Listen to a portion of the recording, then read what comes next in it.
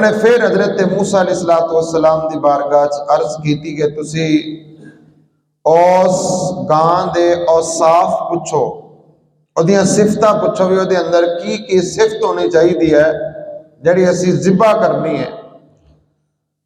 حضرت موسیٰ علیہ السلام نے اللہ تبارک و تعالی دی بارگاہ عرض کی تھی، اللہ نے فرمایا کہ او گاں جڑی ہوئی ہے نا اودے کھال دے ہوتے کوئی داغ نہ ہوئے، صاف ستھری گاں ہوئے اور رنگ خوبصورت جڑا بیان کیتا گیا اوہی ہوئے۔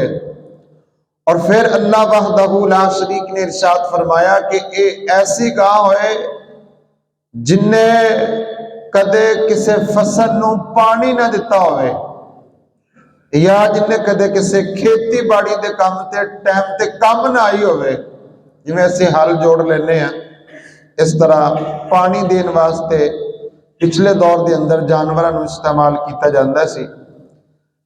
اللہ وحدہ لا شریک نے فرمایا انہاں چیزاں تو ایک گاں پاک ہوئے، نہ تے کھیتی باڑی دی استعمال ہوئی ہوئے، نہ کتے پانی دے موقع تے استعمال ہوئی ہوئے، ایسی گاں تسی میری بارگاہ دی اندر رائے خدا دی اندر ذبح کرو، اور پھر تانوں پتہ چل جائے گا کہ تواڈے بندے نو قتل کنے کیتا ہے۔ ایہو جی گاں بنی اسرائیل دے اطراف دے اندر صرف ایک ہی سی، کنیاں سی؟ ایک ہی گاں سی ہے۔ او دا حال اے سی کہ بنی اسرائیل دے اندر ایک بہت نیکوکار شخص رہندا سی جڑا اللہ دی عبادت وچ مصروف رہندا سی۔ انہوں اللہ تعالیٰ نے ایک کوئی بچہ دیتا سی، وہ بچہ بالکل چھوٹا سی، اس نیک آدمی دے کول دنیا دا ہور تے مال کوئی نہیں سی، صرف وہ دے کول ایک کوئی ایک گاں سی۔ اس گاں دے بھی انہیں نا اس تون دے اتے مور لگا دیتی کہ یا اللہ میرا ایک کوئی بچہ ہے تے چھوٹا ہے، میں اس گاں نو تیرے سپرد کر کے بنی اسرائیل دے جنگل دے وچ چھڑدا پیا واں تے تو ہی دی پرورش کرنی ہے، تے جدو میرا بچہ جوان ہو جائے گا دے کام آ جائے گی۔ انہیں گاں چھڑ دیتی، گاں پرورش پکڑ دی رہی، اللہ تعالیٰ دی حفاظت وچ رہی، وقت گزردا گیا، بچہ جوان ہو گیا، باپ فوت ہو گیا سی، ہن ایک بچہ ہے تے ایک ماں ہے۔ بچہ جدو جوان ہویا تے ماں نے آکھیا بیٹا تیرے باپ نے ایک تیرے واسطے گاں جنگل دے وچ چھڈی سی، اللہ دے سپرد کیتی سی، تے جا جنگل دے اندر چلا جا، اپنی گاں نو آواز دے بھی، گاں تیرے کول آ جائے گی۔ ہن بیٹا جنگل دے اندر گیا، جا کے ویکھیا ماں نے گاں دیاں علامتاں دسیاں کہ فلاں فلاں علامت دے اندر موجود ہوئے گی، انہوں اللہ دا نام لے کے آواز دیوی، گاں تیرے کول آ جائے گی۔ بیٹا جنگل دے اندر گیا، جا کے انہیں علامتاں ویکھیاں، گاں تے نظر آ گئی، جا کے اللہ تعالیٰ دا نام لیا تے گاں اسے ہی بچے دے کول حاضر ہو گئی۔ بنی اسرائیل دے اندر صرف ایک کوئی گاں سی، اے بچہ گاں لے کے گھر آ گیا والدہ محترمہ دے کول۔ والدہ نے کہا بیٹا تیرے باپ نے یہ تیرے واسطے چھڈی سی، اللہ نے دی حفاظت کیتی ہے، اللہ نے دی پرورش کیتی ہے، ہن بازار دے اندر چلا جا، جو بھی دا ریٹ ہے نا او دے مطابق سیل کر کے دینار لے آتے تیرے کم آ جان گے۔ اس ٹائم مارکیٹ دے اندر گاں دا ریٹ 3 دینار سی مارکیٹ دے حساب نال، لیکن ماں نے ایک شرط لگائی، قید لگائی، بیٹا جدو تو گاں سیل کر دوے نا، تیرا کسی نال سودا ہو جاوے تو او دے ہاتھ دے اندر گاں پھڑائی نا جنی دیر تک میں تینوں اجازت نہ دیا۔ بیٹا ماں دا فرما بدار سی، باپ دا فرما بدار سی، بیٹا گاں سیل کرن دے واسطے چلا گیا تے اللہ دا فرشتہ انسانی شکل دے اندر گاں خریدن واسطے آ گیا۔ گاں سی 3 دینار دی، فرشتے نے ریٹ لگایا، फरिश्ते फरमाया बेटा गां सेल करनी है? आख्या करनी है। किन्ने दिनार लवोगे? आख्या मार्केट के अंदर 3 दिनार दी है। फरिश्ते ने आख्या मैं 3 दिनार नहीं, मैं तेन 6 दिनार देना वा, तू गां मैनू दे दे, लेकिन शर्त यह है भी तू अपनी मां नू नहीं पूछना, बस 6 दिनार लेने आ ते गां मैनू दे देनी है। बेटा मां का फरमाबरदार सी, आख्या ना ना, मैं अपनी मां तो पूछण तो बगैर, इजाजत तो बगैर मैं नहीं दे सकता, तुसी रुको, मैं अपनी मां नू पूछ के आना, मेरी मां अगर इजाजत देगी तो मैं दे देंगा। फरिश्ते ने आख्या फिर मैं 6 दिनार नहीं देंदा, फिर मैं लैनी नहीं। आख्या लैनी है ठीक है, नहीं लैनी ना लो, लेकिन मैं अपनी मां की नाफरमानी नहीं कर सकता, मां नू पूछण तो बगैर मैं नहीं दे सकता। हजरत मां दे कोल आया, मां नू आख्या कि अम्मा एक बंदा आया सी, उन्हें 6 दिनार रेट लाया है। अम्मा ने आख्या बेटा रेट तो अच्छा सी, तू दे देनी सी मेरे को इजाजत लैके। आख्या उन्हें शर्त लाई सी कि मां नू नहीं पूछना, मैं 6 दिनार नू नहीं वेख्या, तेरी फर्मा बदारी के अंदर 6 दिनार नू धक्का दे दिता ताकि मेरी मां नाराज ना हो जाए, मैं तेरी इजाजत तो बगैर नहीं दी। आख्या चलो बेटा हुण सेल कर दवी, हुण भी अच्छा रेट लग ही जाएगा। वक्त आया, फिर बेटा मार्केट के अंदर लैके आया, ओहो ही फरिश्ता इंसानी शक्ल के अंदर गां खरीदने वास्ते आ गया। आख्या वेचनी है, वेचनी है, किन्ने दिनार लवोगे? मार्केट के मुताबिक जिन्ने दी है उन्ने दी देंगा। फरिश्ते ने आख्या मैं तेन हुण 12 दिनार देंगा, 12 दिनार, गां मैनू दे दे, 12 दिनार ले लै, गां मैनू दे दे। उस बच्चे ने आख्या फिर तुसी रुको, मैं अपनी अम्मा नू पुछ के आना, मैं अपनी मां तो इजाजत लैके आना, क्योंकि मां ने कहा सी बेटा हुण भी अगर सेल करे, सौदा करन तो बाद मेरे को इजाजत लै लवी, किते ए ना होवे तेरे नाल कोई ठगी मार के चला जाए, तैनू पैसे भी ना दवे ते गां भी लै जाए। अम्मा ने कैद लगाई सी। बेटे ने जो फरिश्ते ने आख्या मैं 12 दिनार देवांगा, हुण बेटा एक तरफ ते 12 दिनार ने, एक तरफ मां का प्यार है, एक तरफ पैसे है, एक तरफ मां की फर्मा बदारी है कि मां की इजाजत तो बगैर देनी नहीं। हजरात फरिश्ते ने आख्या 12 दिनार लै लै। उन्हें आख्या तुसी रुको, मैं अपनी अम्मा दे कोलों इजाजत लैके आना वा, अगर मेरी मां इजाजत देगी तो मैं गां तुहानू दे दियांगा, दिनार लै लांगा।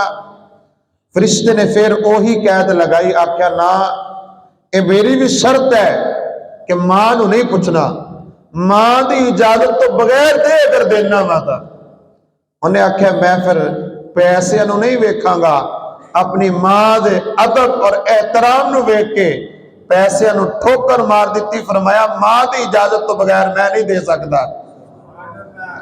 मां को ले गया, जाके दसिया मां अज तो अजीब रेट लग्या है, 3 दिनार की गां है, 12 दिनार लग गए, लेकिन मैं इस वास्ते नहीं दी कि तेरी इजाजत नहीं सी, मैं आख्या मैं पुछ के आना, इजाजत लैके आना, लेकिन खरीदार ने भी शर्त लगा दी।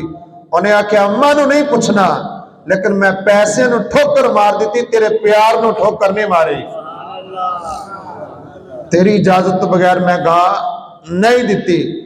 मां कोई आम मां नहीं सी, मां भी अल्लाह की नेक बंदी सी। देखो जिहदी औलाद वास्ते अल्लाह ताला जंगल दे विच जानवर पिया पालदा है, ओदी मां कितनी अजीम मां होएगी। मां नेक सी, मां समझ गई, आख्या बेटा कोई आम इंसान नहीं, ये कोई आम बंदा नहीं, ये कोई रब की तरफों भेजा होया फरिश्ता है। आख्या अम्मा अच्छा, रब की तरफों भेजा होया फरिश्ता? हाँ बेटा कोई आम नहीं है। अच्छा अम्मा हुन की करना चाहिए? बेटा हुन चले जा गां लैके, दोबारा फिर आएगा, हुन तो अपनी गल नहीं सुनानी, अपनी मां का पैगाम देना है। आख्या अम्मा की पैगाम देना है? आख्या जो लैके जावेगा ना, खरीदन वास्ते आएगा, तो उस खरीदार नू सवाल करना है कि मेरी अम्मा कहंदी सी, हुन दसो اس گاں نو سانو سیل کرن دیندے ہو کہ نہیں؟ سانو یہ سیل کر لینی چاہیے ہے یا نہیں؟ یا ساڈے اندر یہ واسطے اللہ تعالیٰ نے ساڈے واسطے مزید برکت رکھی ہے؟ بیٹا گیا خریدار پھر آیا، پھر وہی گل تے پھر اس بچے نے آخیا ہن پیسے نو چھڈو، دیناراں نو چھڈو، ریٹ نو چھڈو، ہن میری ماں دا پیغام سنو۔ آخیا کی پیغام ہے؟ آخیا میری اماں نے کہا سی بھی دسو اے اسی ہن گاں سیل کر دئیے یا رکھ لئیے، یا یہ اندر اللہ تعالیٰ نے مزید ساڈے واسطے برکت رکھی ہوئی ہے؟ فرشتے نے اگیوں جواب دیتا، انہیں آخیا بیٹا انہوں کر لے جا، انہوں ہجے سیل نہیں کرنا، ایک وقت آئے گا بنی اسرائیل دے لوگ لب دے تواڈے دروازے تے آ کے دستک دین گے، جدوں او کہن گے نا گاں سیل کرو تے پھر تسی گاں دا ریٹ منگنا ہے، پھر تسی سیل کرنی ہے، پھر دے پیسے منگنے ہیں۔ آخیا کنے پیسے منگیے؟ ہن فرشتے نے آخیا جدوں بنی اسرائیل دے لوگ تواڈے دروازے تے آن نا تے ریٹ تسی یہ طے کرنا ہے، ریٹ دا مقرر کرنا ہے۔ آخیا کی؟ فرشتے نے فرمایا یہ ریٹ اے طے کرے ہو کہ جڑی یہ کھل ہے نا، کھل اور ساری سونے دے نال بھر کے تانوں دے دین تے گاں تسی انہاں نوں دے دیو۔